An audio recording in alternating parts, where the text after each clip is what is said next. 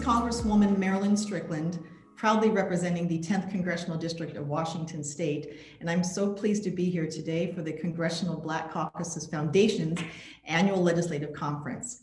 I have an opportunity to pick a session, think about its content, and really try to find a way to bring up a timely topic.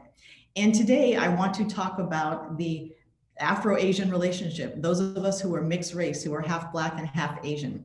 And I say this because I myself made history as a member of Congress. I am the first African-American to represent Washington State and actually the entire Pacific Northwest in Congress. And I'm one of the first Korean-American women to get elected to Congress in its 230-year history. I was one of 3 this year. So I thought it'd be really nice to bring on a few guests who share my cultural heritage, who are also Black and Asian, and talk about their experiences, sharing their thoughts. Let's talk about, what's happening right now in this country and what's happened over the past year and a half, and think forward and talk about, how we can find ways to find alliances and create unity. So thank you everyone for being here. And I first want to start with Robert Peterson. Robert Peterson attended Morehouse College, and he is a professor there now and has a very interesting history and background. So Robert, welcome, and please introduce yourself. Thank you so very much. I don't teach there right now, but I am a graduate of Morehouse College, where I received a BA in sociology. And I also have a PhD in medical sociology from Case Western Reserve University in Cleveland, Ohio. And I am a native and a current resident of Atlanta, Georgia. Personally, I am Korean and Black. My father is African-American and my mother is Korean. Recently, I've been asked to speak more or less about my Korean side because unfortunately, my mother was one of the 6 of 8 Asian American women murdered in the mass shootings in Atlanta, Georgia, and the SPA mass shootings that occurred this past March in 2021. So from that experience, I have now found myself talking more about my Korean experience and my identity as a Black Korean man. And so thank you again for having me. And I look forward to having this conversation. Thank you so much, Robert. And now I'd like to introduce Sierra Kelly Chung, who I actually met a little while ago via Zoom during the pandemic. She works here on Capitol Hill and has an interesting background herself. So welcome, Sierra, and please share your background with us. Thank you so much, Congresswoman. I'm really looking forward to this conversation. So I guess just a little bit about me. I grew up in right over here in the DMV region. I grew up in Maryland, went to the University of Maryland, College Park. Actually studied minority advocacy and public policy over at College Park, and then kind of quickly came on to the scene of politics. I had a couple more political jobs before just landing with Congressman Anthony Brown, my home state member, in January. So I currently serve as a senior advisor, doing a lot of stakeholder engagement and kind of overseeing his outreach efforts. And then just a little bit about my background. I'm a little bit of a unique Blasian because both of my parents are half Black and half Asian. My mother is the product of my grandmother who is Japanese and my grandfather who is American Black. My grandmother, her name is Shigiko Iwata. She grew up in Japan, and her village was actually among one of the villages that was bombed during the American bombings of Hiroshima and Nagasaki. And my grandfather, Walter Kelly, was actually among one of the first Black GIs to get integrated into the Army and was stationed in Japan during that time. And during that time, they had fell in love, and my grandmother actually came back to the U.S. with him, and they, originally went to go move to Joint Base Lewis McChord, which is in your district, Congresswoman, and over time kind of landed in Silver Spring. And my father is actually a Chinese Jamaican. My grandmother is, Jamaican, and she served as a nurse over at Howard University for several years. But my grandfather is Chinese Jamaican. And so there were very early immigrants from China that migrated to Jamaica in the early 19th century. And I believe that my family was kind of among that early group. And so I know that Chinese Jamaicans sometimes refer to themselves as Hakka, which kind of, I think, means guest families. My family never really did that. I kind of see my family as truly just Caribbean in so many ways. And I'm sure that we'll talk a lot about that. But yeah, I have a very kind of unique background where both of my parents are kind of half Black and half Asian. Okay, so thank you for sharing your background and your stories. And what I forgot to do in my introduction was to share a bit about my family history. It kind of intersects with Sierra's. So I was born in Seoul. My father joined a segregated army, and it was desegregated when he was there. And he fought in Korea, and he met my mother when he was stationed there. We actually ended up at Fort Lewis, which is now JBLM. And so it's interesting how that thread of serving in the military and coming to the States through that service is apparent in a lot of people who are Black and Asian. And, there's so many things happening right now in this country. We, over the last, 18 or so months, went through a pandemic. There's the Black Lives Matter movement because of police brutality. There, is a movement about Stop Asian Hate because hate crimes had spiked dramatically during the pandemic against Asian Americans. And so, as we think about our experiences as people who are Black and Asian, talk about how it feels watching these things unfold. And I say this because I think sometimes when we talk about people who are biracial, especially in the American experience, we often equate it to proximity to whiteness. And I think sometimes people forget you have a whole cadre of people who are mixed race, and I wanted to amplify our identity and help people learn about some of our experiences and think about how we all work together. So talk to me about, some unique experience you've had as someone who is Black and Asian, given the backdrop of a pandemic, of highlighting Black Lives Matter, and just some of the stories that you want to share with us. And I'll start with you, Robert. Okay. So again, to tell you a little bit more about myself, like I said, I grew up in a single parent household primarily with my African-American father, and I have an older brother. And we have the same parents, Korean mother. But so I grew up with a lived Black experience. So I grew up in a low income urban environment. I'm very close to my African-American side of my father's family. I don't know many people from my mother's side of the family. And again, it was a small segment of my life where my mother was not actively custodially involved in my upbringing.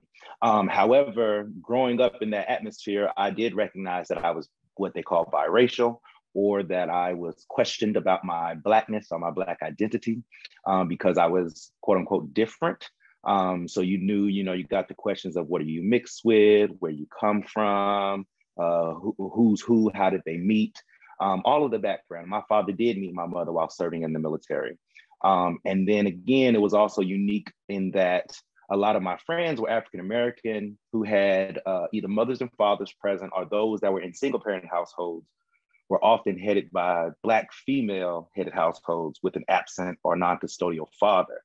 And here I was with an African-American father and a non-custodial Korean mother. And so that played a role in the family dynamics of how I seen other families and how families seen mine. But over the years, again, me and my mother did develop a closer relationship. I very much identify as Korean and Black. And so I know we'll talk later about what I look like on the outside. Typically have a lived experience of a Black man, but the nuance and the contextuality of that is that, again, you do recognize that I am biracial. And what does that mean for my lived experience as a Korean man as well?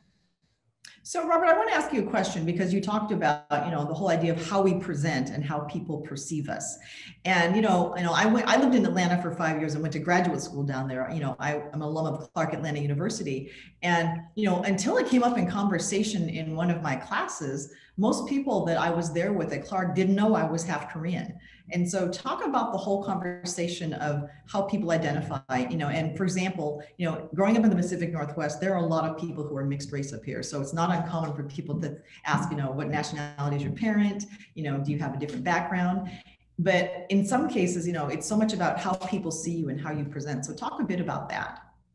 Yeah, absolutely. So again, growing up from a younger child, teenager, I was Black. Again, I grew up around my father's side of the family. I grew up in these predominantly Black neighborhoods. I went to predominantly African American schools. Of course, there were Latinos and whites and Asians around, but it was not like on the West Coast. It was not this conglomerate of diverse ethnic and social identities. But as you stated, how I presented myself. So therefore, we got to learn the social construction of race. How did my eyes come into play? My hair, I could never get waves. My hair is very curly. So they recognize that certain things were not quote unquote authentically Black, right? And so how did that get me to question my own self? And again, this was at a time when I was growing up without my Korean mother in the household. But at the same time, my interactions with the Korean community was not necessarily pleasant either, because I didn't present as Korean, right? I am of a fair skin tone. I again have the Black cultural experience and background. And so I remember in graduate school, in Case Western Reserve, I tried to join Asian American social student group. And I remember walking in and everybody is phenotypically Asian, Korean, Vietnamese, Japanese, but no one really looked like me. And so they was like, oh no, the African-American group is over there, or, thinking I was lost. But once I identify myself, tell them who I are, then sometimes I am accepted. And so that was the duality as well. I've had good and bad experiencing and balancing that out. And I think you mentioned that, we'll probably talk about that as well, is depending on the context, depending on the need, and the assessment of my surroundings on how I present myself. And I think that is important, and that really has shaped how I navigate social spaces. Absolutely. Well, thank you for sharing that.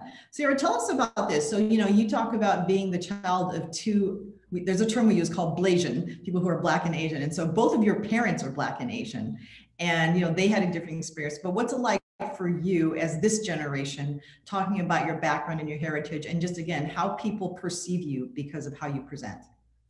Yeah, so it's really interesting because when I was very, very, very young, my Japanese grandmother actually had a stroke when I was really young. And so me and my mother spent a lot of time with my grandmother. And so much of my childhood, like young childhood, was very uniquely Asian, and I didn't really have the very typical Black upbringing that a lot of kind of younger Black kids had with their grandmothers. And so I have so many memories of, learning how to eat with chopsticks, like snacking on seaweed and kind of eating all your rice crackers and, all of that as a very young age. And Japanese culture was very much a huge part of my life until she passed away in the early 2000s. And then on my dad's side, I do feel like my, Chinese experience feels a lot more Caribbean than Chinese. Chung is actually from my dad's side of the family, but I don't really feel much connection to China as a country. I feel much more of a connection to Jamaica. But with that being said, there were so many kind of small little cultural things that were passed down. And so there was definitely a huge kind of fusion of Chinese and Caribbean food that my grandfather used to cook. Lots and lots of pork, stir fries, bok choy and chow sau was definitely cooked kind of on my dad's side of the family. And so I kind of had this, rich kind of fusion of childhood where I never really landed kind of in one place. But throughout that time, with both of my parents kind of being perceived as Black, they had to navigate the world as Black people. And so, you know, when I was growing up, a lot of kind of what I was taught as a child is that you need to move through the world as a Black woman too. And so I was taught a lot more about kind of, you know, Black history and Black culture and kind of how to talk to police and kind of what to look out for and all of that. Yet I kind of grew up with this very fusioned kind of Asian childhood. And so I thought it was just, it's always been a little bit of this push and pull, because I grew up understanding and knowing that I have this rich Asian identity, but it was never really fully explored the way I was raised in some ways. No, absolutely. And that's, you know, it's interesting how our experiences are a little different from each other. And, my mother and father both raised me, we lived under the same roof. And, I remember, my mom telling me the story of when she and my father and I first came to the States. We were stationed in Virginia, and this is way back in the day. And my father was wearing his military uniform. My mom was dressed like she was going to church. I was 1.5 years old, and we drove around all night long in the deep South in the 60s because no one would rent a motel room to us, and they finally did. And I think about my experience, growing up in Tacoma, Washington, which has a pretty large, what I call biracial population because it's a big military town. So most of the kids I grew up with were Black and Japanese, Black and German, Black and Korean. So there's kind of like a whole group of us who hung out, who had strong Asian influence at home, but for the most part identified as Black. And so it's an interesting mix of how your cultural identity sometimes kind of evolves. And, I think about the fact that, most of my mother's friends who are Asian all took an American name. So my mom had friends named Betty and Gloria, and my mom, with her militant, defiant self, refused to take an American name. Min Kim Strickland. That was always her strong identity. So I think it's interesting that, we all share the same ethnic background, but have some different experiences. And I think this is an important part of, what I always say that, being Black in America, being an Asian American, is like, we're not a monolith. Our experiences are very, very unique, but we take great pride in our culture and our heritage. So I want to now move on, and we're going to show a couple of clips. There's going to be a clip from Spike Lee's movie, Do the Right Thing, that was made in 1988. And I saw this film when I was a student at Clark Atlanta University. And then we're going to show a short clip from the 1992 LA riots.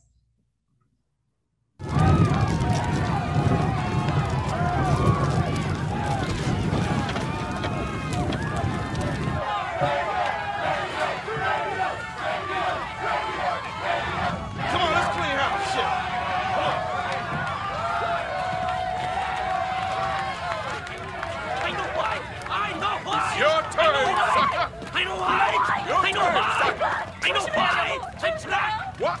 Black? Yeah, I'm Black. Be Black. Be Black. Where you Black at? Be Black. I'm Black. Me? You and me, same. We same. Same? Be Black. Open your eyes, motherfucker. Leave the Korean alone, man. He's all right. Yeah, he's black. He's black.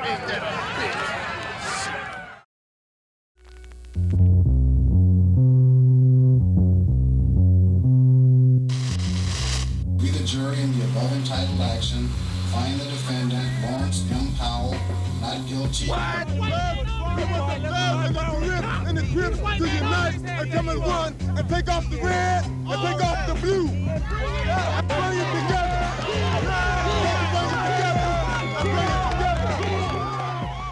All right, well, two very powerful clips, one based on art, but definitely reflecting the reality, and then another one showing something that happened in LA. And in both of those clips, in Do the Right Thing, it was my Spike Lee's movie that talked about a summer of unrest in Brooklyn. Police brutality was involved, and there was rioting that took place. And in that scene, you see a Korean American shop owner trying to talk about his affinity. And then with the Rodney King situation, just what happened in LA with the rioting. And again, a lot of division between the Black and Korean community at the time. So I'd like you two to remark about those two clips, and we'll start with you, Sierra, about, Do the Right Thing. What did you think when you saw that clip? So it's really funny because when I first watched you know, when I first kind of saw, you know, the group of Black people kind of marching up towards a Korean store owner, I was kind of like, okay, what's about to happen here? And when he first had said, you know, like, I am Black, I was kind of watching it and I was like, that doesn't seem that realistic, you know, like kind of watching it like, I don't know. It seems very ideal, but like not as realistic. But then the more that I kind of thought about it, I started to think, I think that's like in some ways what Spike Lee was trying to do with this film. You know, that was the point. It was to make kind of Black people watching it, his, you know, primary viewers, to pause for a second and to say, okay, we kind of thought that this was going to happen, but something very different happened out of it.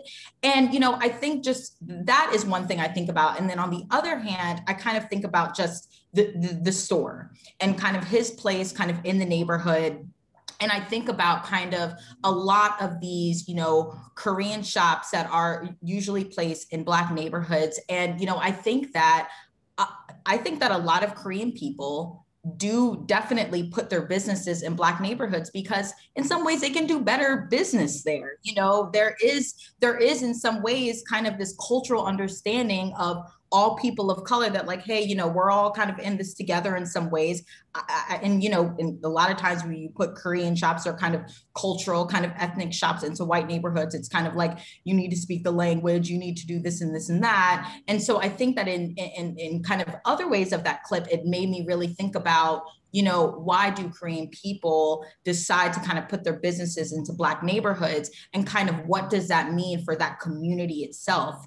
And so I love that clip for so many reasons. I think that it kind of sparks a conversation. I think it sparks a conversation among kind of the Black viewers watching it. I don't know how many Asian people have seen that film, but I hope that it kind of has kind of sparked a kind of thought kind of in their mind too. I think that there's definitely two sides to look at it. One is, what was Spike Lee trying to do there and what was he trying to show? And then the other piece was kind of thinking more about why Korean people put their businesses into Black neighborhoods in the first place. Yeah, you know, and when I saw that clip, it's just so interesting. So when I was at Clark Atlanta University, I remember there was a course we took about entrepreneurship. And one of my classmates, you know, raised her hand and she said, well, those Koreans come into our neighborhoods and they set up those stores and they take over our neighborhoods. And I remember I raising my hand and I said, well, I'm Korean American and this is just a business decision. There are customers there and the stores are gonna do well. When I looked at the Spike Lee clip, I thought to myself, you know, there's a whole background about Asian Americans that people don't know, especially Korean Americans, the occupation of their country, the way they've had to fight so hard tooth and nail, and how they sometimes, you know, like a lot of immigrants come to a country with nothing and try to find their way. And so when I saw that clip, I thought about the message that the Korean shop owner was trying to send was, look, I've been through it too. It's like, I know how you feel. And if you burn down my store, no one wins. And so that was the way I perceived it. That's right. Robert, let's talk about your perception of this. And it's funny because I was actually living in Atlanta when that movie came out. And if you look at that movie today, it is timeless. It still holds up. So talk about your perceptions, even of the film and of that particular scene. Absolutely. And shout out to Spike Lee, a Morehouse man as well. And I also remember watching that film when I was younger. And watching it now, it is sad because the relevancy of what it was about, right? The reason why those in the Black community were protesting was because Raheem had just been brutally violated by the police in that community, right. And they were reacting and destroying, quote unquote, their community. Similarly, with the Rodney King, LA riots, et cetera, and the George Floyds of today, right? We're still talking about the state-sanctioned violence on Black communities. I do want to challenge this notion that there's a history of tension between Blacks and Asians, because I think what it does is it continues to perpetuate that, right? It continues to put these two marginalized groups against each other. And I think Sierra talked about Koreans moving into Black neighborhoods, or you mentioned them making a business decision. As a sociologist, I would argue that these are structured choices, right? These aren't always personal choices. These are not always business choices. To me, thinking about the history and the background, many Asian immigrants came here with degrees. They came here with a trade, they came here with a skill, but when they got here, the United States didn't recognize those skills, whether it was because of credentialism or education or language barriers. As such, they were forced a little bit into these industries of service, of retail. And I think it's important to talk about financing and banking, right? And segregation. And this is how these communities were interacted with one another, where Blacks were not given the opportunity to become entrepreneurs when they were denied these loans. And then Asians came over there selling all that they had. So they had a little bit of startup capital to start their own businesses. But whites wouldn't allow them in their neighborhood. As such, the only neighborhood they were allowed access to were low-income neighborhoods, therefore selling products to these population. And so that can and did cause tension because of the language barrier, or because, again, it was scapegoating, right? Here are these immigrants coming in, taking what we don't have. And I think as long as we continue to push this notion that Asian Americans as innocent business owners are victims, and African Americans as aggressors and oppressors in that sense, that we don't challenge the white supremacy that really has allowed both of these groups to experience what they are experiencing. And so I do think Spike Lee was getting at that message that, listen, both of us are Black, meaning that both of our experiences are about being oppressed. So while our experiences are not the same, the enemy is not each other, right? The enemy is how we found ourselves in this inequality or in this marginalized position. And so for me, that was similarly what happened around the time in which my mother passed. The narrative began about this increase on Asian violence, and they often showed the perpetrators of that violence being African Americans. And it didn't allow us to see about, again, proximity, whether it was residential segregation or how we got to live with one another. We had no choice but to interact. We had no choice but to buy products from these stores. Or my mother, as a small business owner, a minority-owned business owner, working her butt off. My mother just wanted to work. And that's all she asked for, and her life was taken for doing what normal people do every day. And so I think that's an important part to talk about, that while these are choices, these are often structured choices between these two communities. But I think the overarching message of we are in this together, we are stronger, fighting against racism, discrimination, and inequality together, and recognizing that both of these groups are experiencing this in different ways, but we're both being oppressed by a system that continues to perpetuate this violence. Well, thank you so much. The doctor has spoken. And in case you didn't know, I actually am a sociologist myself. That was my undergraduate degree at the University of Washington. So thank you for that very thoughtful and thorough breakdown. So, I grew up in Washington State, not exactly a large Black population, but definitely a population that is there. And, my mother attended a Korean church with a Korean pastor, but the very strong distinction about that congregation is that all the women who were there who were Korean were married to African-American men who served in the military. And so I come back to this interesting community that I was blessed to grow up in. And, again, very strong identities. My father was a Southern Baptist, my mother, Korean-American. And I tell folks that if you are raised by a Korean woman, Korean identity is a very big part of who you are. But, in some cases, and I want to hear you all answer this question very briefly, do people ever ask you, like, do you consider yourself more this or more that?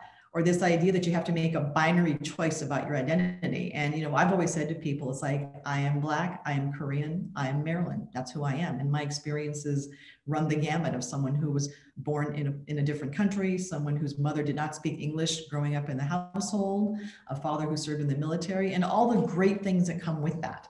And so, tell me a bit about, conversations you've had with people growing up or even now where people have asked you, do you consider yourself more this or more that, or does that ever come up with you?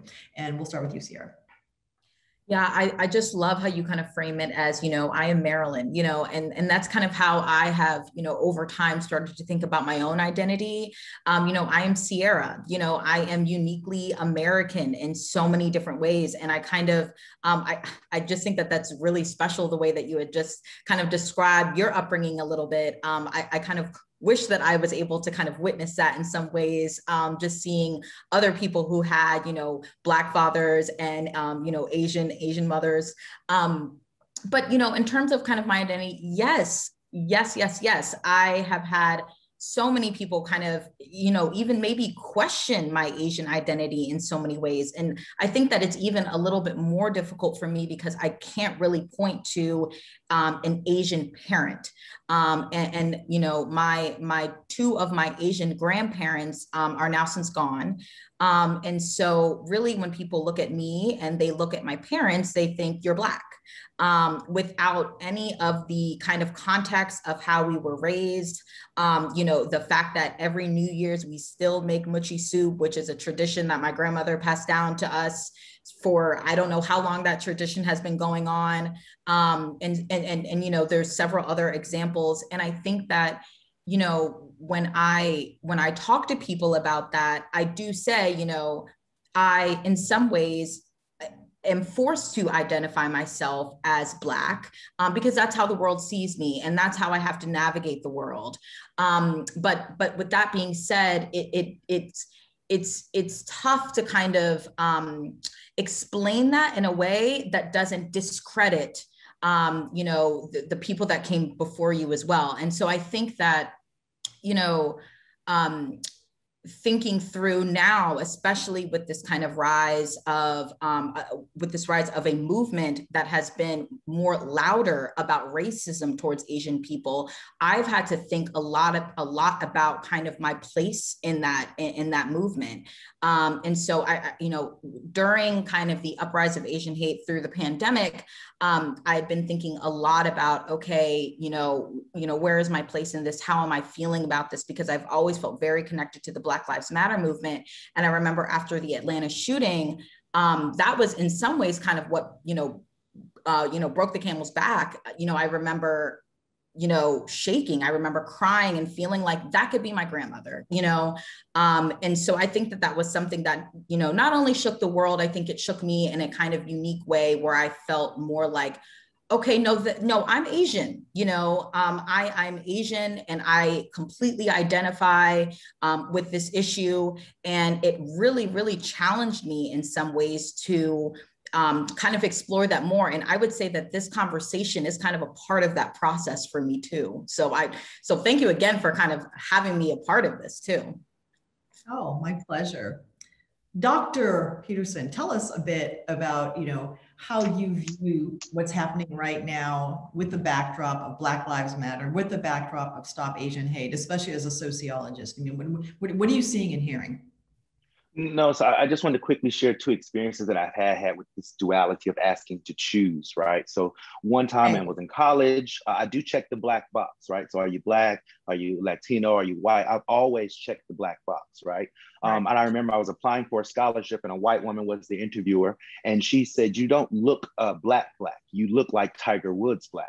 And at the time, Tiger Woods was dominating the golf world and he was popular. And I understood, I guess, what she was trying to say. It just took me aback in that moment in the context of this power structure of, I'm trying to get this interview to stay in school. But she said, you should check the Asian box. Once I told her my background, she's like, oh, well, you're Asian. You should check the Asian box. And that way you'll get more credit, like affirmative action type of situation. She was trying to suggest that I would get more points, so to speak, by checking both boxes. But going to Sierra and your point, that's not how the world perceived me. I had to navigate the world as a Black man. And so I always felt that it was important to do that. And I knew how that data would be used, right? When knowing where African-Americans sit in communities, that's how resources are allocated. And I lived in Black neighborhoods, so I wanted those resources in my community that I lived in. So I did not see any value of checking the Korean box, or at that time when I was growing up, you couldn't really choose two races at the time, right? Similarly, recently I just went to a clothing store in an urban mall, but it was owned by two Korean women. I heard the two Korean women talking. It sounded like my mother. I knew they were speaking Korean. So I think she gave me something off the shelf. I said, I spoke in Korean, annyeonghaseyo. I told her thank you and hello. And she was like, how do you know these things? You seem to know more. Did you travel to Korea? Have you been to Korea? What do you like about Korea? And I was like, no, I'm Korean. And she was taken aback. She was like, no, no, how many times have you been? And I was like, no, I'm Korean. I told her about my mother, and this was recently, so I told her what happened to my mother. And before I left that, the dynamic of our interaction changed. She hugged me 4 times before I left. She treated me like I was her son and helped me find clothes. And before I left, what mattered to her the most was that I identified as Korean. She said, I like that. She said, you said you're Korean. And I knew what that meant because phenotypically, again, I didn't look like Korean. So when I hear you and Sierra talk about I'm Black, I'm Japanese, but I'm Sierra or I'm Marilyn, yes, I am Robert, but that is the intersection of my racial identity. And so I think it's important that I show that I am Korean. And I think when my mother was killed this March, that was an awakening for me because I saw an outpouring of support among the AAPI community, the Black community, and the larger community as a whole. And I had never really had that before. My mother was very adamant that I'm Korean. She definitely fed me kimchi jjigae. She taught me how to eat Korean. We ate everything. I've been to Korea. I identify as Korean. It's not something that comes up only on holidays. It's not something that comes up when I want to use it to benefit myself, right? But presenting I'm African-American male, that is my identity. That is how I move through the world. But when my mother died, I do want people to recognize that this is what Korean looks like too, right? That I am Korean and that maybe you didn't see yourself in my mother as a Black woman or a Black man, but maybe you see yourself in me. And if you care enough about me, you should care enough that was my mother that was killed for who she was. Same thing I say to those that see my mother.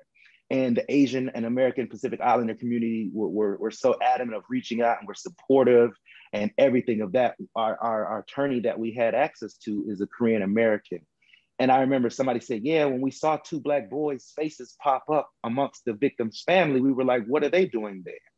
And so maybe you didn't see yourself reflected in me, but you saw it in my mother as a Korean person or as an Asian person. And so my mother would want you to support me because I was her son. And she would always speak about that notion that when she was in Korean circles or Asian circles, she would not allow you to disrespect Black people. She would not allow you to use the N-word. She would not allow you to talk derogatory about them. And she said that because she said, hey, I got 2 Black boys.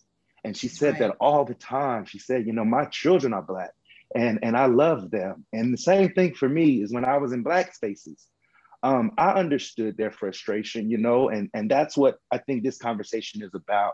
You know, we see quote unquote other groups get ahead. Like we see the LGBT group gets an organization and they get ahead. We see they passed the Anti-Asian Act. But right now there's a George Floyd Act that still hasn't yet been passed in Congress. And so again, it's pitting both groups against each other. And so when I'm around the African-American group, I don't allow them to speak negatively about Asian Americans either, because that's my mother you're talking about, right? And so that's really my experience with that. And again, in my mother's passing, I want everyone to know that this is what Korean looks like. And she mattered and she loved everyone.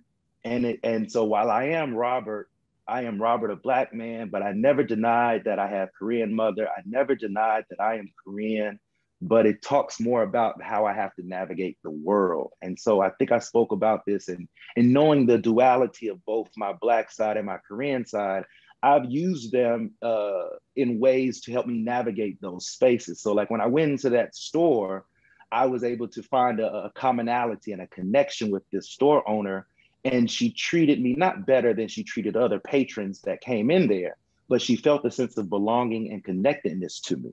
Right. And that is what mattered, right? Similarly, when I take my African-American buddies and we go to Korean barbecue or Korean karaoke, they see a group of 6 Black men coming in there and they're like, you know, what do you want to do? And then when I start speaking a little bit of Korean, ordering the food, and I navigate my space and I know all about Korean karaoke and my friends are excited, they love the food and embrace all of it, we all have a great time. And that's what it's about. It's about learning one another. And I guess for me, that's why it's important for me to participate in things like this, because my mother was shot and murdered by a white man. And I think because of who she was. And my mother answered the door and got shot. So I know that if he would have given my mother a chance, she would have said hello and she would have greeted you with respect, but she didn't have that chance. And so I will dedicate my life to make sure that something does change. Well, Robert, thank you for sharing very moving testimony. And, you know, I think about what happened to your mother and those other women. And, you know, I did not plan to make a speech on the floor of the House of Representatives. And when I heard about what had happened the next morning, you know, my chief and I were talking about it, and we were about to pass the Violence Against Women Act. And so, you know, I made a 1-minute speech on the floor about violence. I talked about how we can't sugarcoat racism when it's right in our face, and we can't try to call it economic anxiety or sexual addiction. We have to call it out for exactly what it is. And that was very important to me as a Black woman, as an Asian American woman, and just to call it out. And so in many ways, what I did without knowing her was honoring your mother. With that said, as we talk about the experience, you know, I think that sometimes we talk about being Black and Asian, Black and Korean, Black and Japanese, Black and Chinese, you know, whichever iteration it comes in, you know, sometimes people think that when I say I'm Black, you're doing it at the expense of or ignoring being Asian. Or when I say I'm Korean, well, then I'm denying my Black side. And again, it just comes to the fact that, you know, these things all are part of our identity. It's how we navigate the world. It's how the world sees us, but we also have a chance to amplify some things. And, you know, I know that, you know, to your point earlier, Robert, about the George Floyd Justice and Policing Act, right? You know, it's languishing in the Senate right now. And I know that there are people doing hard work on it, and we do plan to pass something, but it's taking so long. And even the conversation about reparations in America, reparations are not new in the United States of America. We have done this for other groups. But when we talk about reparations for those who are enslaved from Africa, for, you know, a promise that was made about giving people land grants, a promise that was revoked. And now we're trying to have this conversation, and it's so hard for people to have the conversation about reparations for Black people. And so, you know, as I think about our dialogue and what we're trying to do, you know, I remember during the height of the Black Lives Matter protests, I would see protests and people wearing masks that said Asians for Black lives, Koreans for Black lives.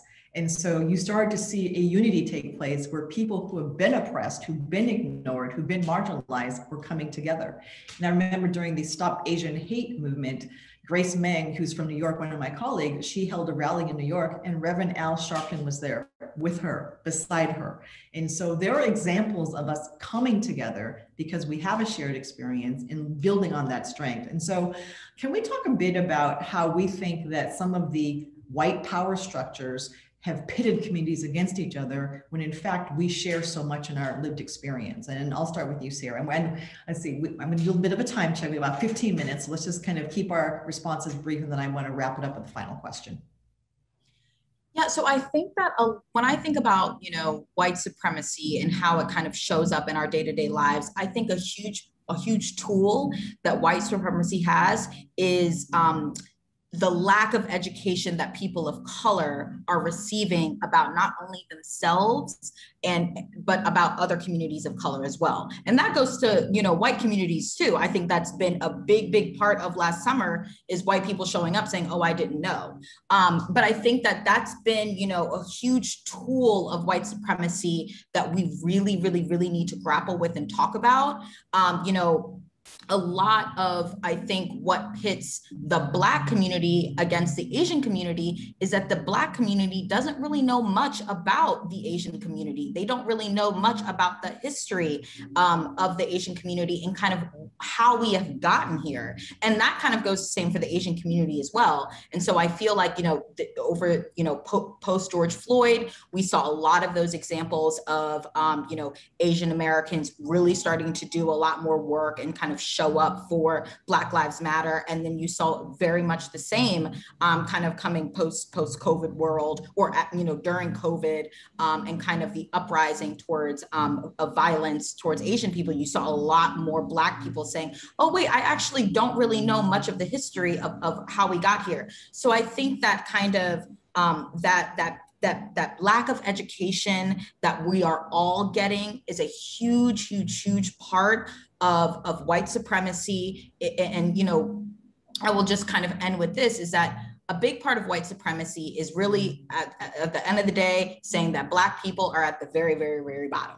You know, black women are at the very, very, very bottom. And so, you know, Asian people in some ways are kind of taught that, you know, and then on the other hand, you have Black people feeling like, wow, I feel like I'm at the very, very bottom, and having these kind of thoughts of, wow, these other people aren't really seeing me. And so that's another piece of white supremacy. It's kind of teaching us kind of where we are on this hierarchy of kind of who gets rights and who gets heard, when really all of that really is what we're kind of fighting to be abolished. So it's really education, and it's really this kind of hierarchy of caste. No, and you raise a really good point here about how, when I was talking with members of the Congressional Asia Pacific American Caucus, we were just talking about how so few people know the history of Asian Americans. And number one, the number of languages we speak, the number of places, our countries of origin, and just the contributions that we've made. And so, one thing that I hope we're able to do as a nation one day is, as we teach American history in schools, I want to make sure that we include the history of African Americans. We include the history of Asian Americans, not just for a month, but part of what we call regular curriculum, to talk about the richness of this country and all the contributions that are made by so many people. Robert, talk a bit about your perception of how the power structures under which we operate, which typically were not made for us to benefit us, end up pitting communities against each other. Right. Again, I do think Sierra has a great point. Education is definitely important. We see that now when people are talking about critical race theory, or how we're trying to put things into our curriculum and teach them about the history of race relations and ethnic relations in the United States, whether it's Japanese internment camps, whether it's the Chinese Exclusion Act, or whether it's calling the coronavirus the Wuhan virus or the China virus, right? But right, people do come as immigrants and recognize that African Americans or Blacks are at the bottom, are treated that as such. They're supposed to, or they're socialized to be associated in closer proximity with whiteness, gains you access to the upper rungs of the hierarchy. And so that's why you have Asian Americans finding these American names, right? That's how they're able to navigate those spaces. So it's, again, not by choice, but it's a structured choice, because that's how they have to adapt in order to get ahead in what we have presented to them. Similarly, with this model minority myth amongst many of my friends, they say, well, look at the Jews did it, or the Asians did it, and now the Black people can't do it the way they have. And again, the model minority is just that. It's a myth that all Asians do not have that lived experience, right? We're a very non-monolithic group. But more importantly, it's really not about Asians, right? It's really about a proxy depiction of what African Americans are, right? It's really to put down and marginalize African Americans again. See, I told you were deficient. See, I told you all couldn't do what others have done, without understanding the history of skin color and without understanding the structural problems. So white supremacy lives and breeds, and it gets to reproduce that inequality when it pits these two marginalized groups together. So while education is definitely a huge part of it, I don't want to go and say that we're uninformed about some race relations, or that, I didn't know discrimination was going on. We do know, but oftentimes when it doesn't directly impact our lived experience, we don't have a sense of connection or attachment to it. And I'll just quickly share with you this. Some of my friends, when they heard about the Atlanta shooting, they heard about it, but it was just news. But then when I told them it was one of the persons was my mother, for some reason it became important to them. And I said that whether my mother was included in that 8 victims or not, it was someone's mother. And like Sierra said, when she felt connected to it as an Asian woman herself, she felt connected because it could have been her Uma, it could have been her sister, it could have been someone like that. And so that's what I think we need to work towards. And I, as a sociologist, again, believe structural policies is going to be what it's going to take, whether that's financial literacy, or whether that's education, or whether that's structural change in regards to, again, racial segregation and things of that nature. But we definitely have a long way to go, but representation matters. So when we see things like this, again, we need to see more of ourselves in Congress. We need to see more of ourselves in policy. We need to see more of ourselves represented on TV. The first person I've seen it look like on TV was the female, or the girl that played in Eddie Murphy's film Golden Child. That's what they called me when I was younger, because that was the closest person that looked to me. And as an older male, I've been referenced as Hines Ward and Tiger Woods. While those are all great people, those are the only sense of representation that I have that talk about my intersection of my racial identity. So that's another thing I think we can continue to work on, is as we do put ourselves out in front, as more people are listening to the Asian community now, and as Black people are continuously to march. Again, we've been marching all summer. I think both of these groups will recognize that we're fighting against white supremacy, and that should be something we should not be afraid to say. All right, well, thank you very much. So I'm going to end this session and ask you all to tell me in 2 sentences or less, what can we do as members of the Black and Asian communities to call for unity? If there's anything you can think of that you would like to see us do that we're not doing, and it doesn't have to be around politics, but if you thought to yourself, okay, as we leave here today, here's something I would like to see happen so that we can think about how the Black community and the AAPI community can actually work together and meet some of our goals, whether it's economic power, whether it's addressing policing, whether it's addressing violence, whether it's just looking at, how we can improve the lives for our communities. So I'll start with you, Robert. Again, thank you. But I would just say that just like we have forced racial segregation, I think we need to have forced integration. And encouraging or putting together structures that encourage the collaboration and cross-disciplinary partnerships between these two groups, right? Finding ways that we can increase the entrepreneurship against minority business owners, specifically focusing on African-American women, or specifically focusing on Asian Americans in the community. In what ways do we look at neighborhoods and how they're structured? And how do they promote racial segregation where there's communities that have never interacted with Asians before because they don't have to? My mother lives in northern Georgia, and this is an Asian community. It's becoming more racially diverse, but this is a racial ethnic enclave. And there's benefits to that, but there's also ways in which she didn't have to interact with other groups. And I believe that the same way we force people to racially segregate, we should also increase the chances and likelihood that we are forced to integrate and interact with one another. And I think that goes back to Sierra's point. We'll become more educated about one another's history, lived experience, and we'll recognize there's more common in us than there are differences. All right, Sierra? I think a really big piece of it is for people who are of mixed race, Black and Asian, to be a little bit louder about that. This is the first time that I've actually been a part of any sort of panel discussion of people who are all, Blasians, and we're actually talking about that.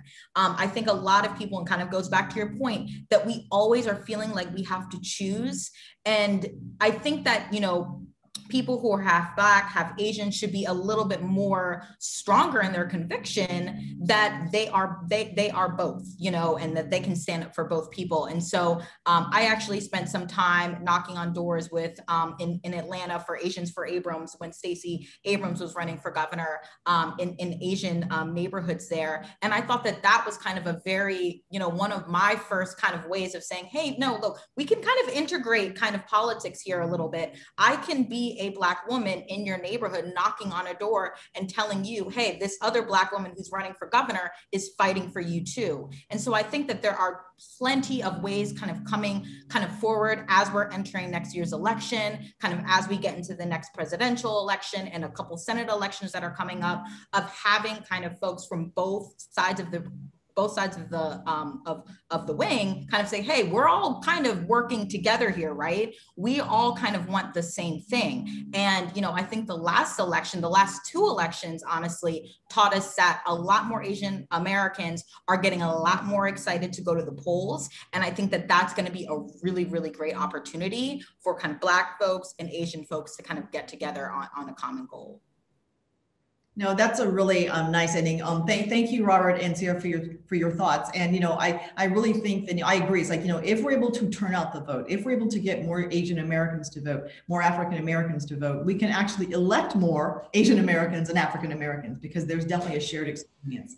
So I want to thank both of my guests for this very thoughtful, candid conversation. Sierra, I didn't know this was like the first time there's been a conversation between those of us who are Black and Asian, but I thank you so much for sharing your candor and your life experience Experiences. I want to thank again the Congressional Black Caucus Foundation. I tell people that it is my honor to serve in Congress.